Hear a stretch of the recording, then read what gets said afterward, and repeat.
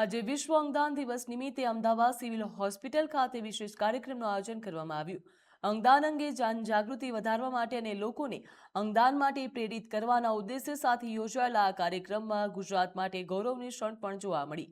રાજ્યની 3 પ્રતિષ્ઠિત હોસ્પિટલને અંગદાન ક્ષેત્રે નોંધપાત્ર કામગીરી બદલ નેશનલ એવોર્ડથી સન્માનિત કરવામાં આવ્યા હતા। જ્યાં અમદાવાદની સિવિલ હોસ્પિટલ, IKDRC હોસ્પિટલ તેમજ ન્યૂ સુરતની સિવિલ હોસ્પિટલને આ પ્રતિષ્ઠિત સન્માન મળ્યું। આરોગ્ય મંત્રી પ્રફુલ્લ પાનસેરિયાના હસ્તે ત્રણેય હોસ્પિટલનું સન્માન કરવામાં આવ્યું હતું અને આ ઉપરાંત અંગદાનના ક્ષેત્રમાં મહત્વપૂર્ણ કામગીરી કરી રહેલા અંગદાન ચેરિટેબલ ટ્રસ્ટનું પણ સન્માન કરાયું છે। વિશ્વ અંગદાન દિવસના આ કાર્યક્રમ થકી અંગદાન અંગે વધુમાં વધુ લોકોમાં જાગૃતિ ફેલાય અને જરૂરિયાતમંદોને નવજીવન મળી શકે તેવો સંદેશો પણ આપવામાં આવ્યો। માટે હું એક મારું કર્તવ્ય નિભાવું એ શ્રમ કર્યું છે અને એનું મૂલ્ય પ્રાપ્ત થાય એ બીજાની ખુશી છે।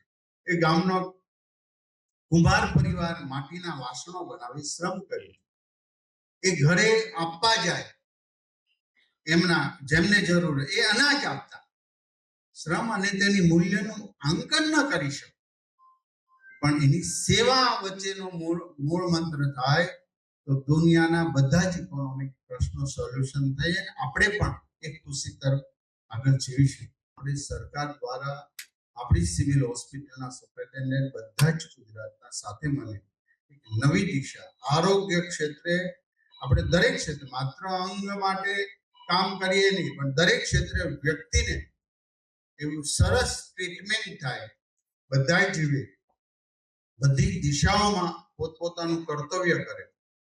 આ એક અંગદાનના દિવસે આપણે મેસેજ આપવો જોઈએ બધાને। આજથી હાર્ટ વગરના માણસો પણ બહુ જોયા છે જેને ધબકતું હોય, તમે જોયા છે ને, હાર્ટ નો હોય તો માણસ જીવતો, એવા આપણે કેટલા લોકો।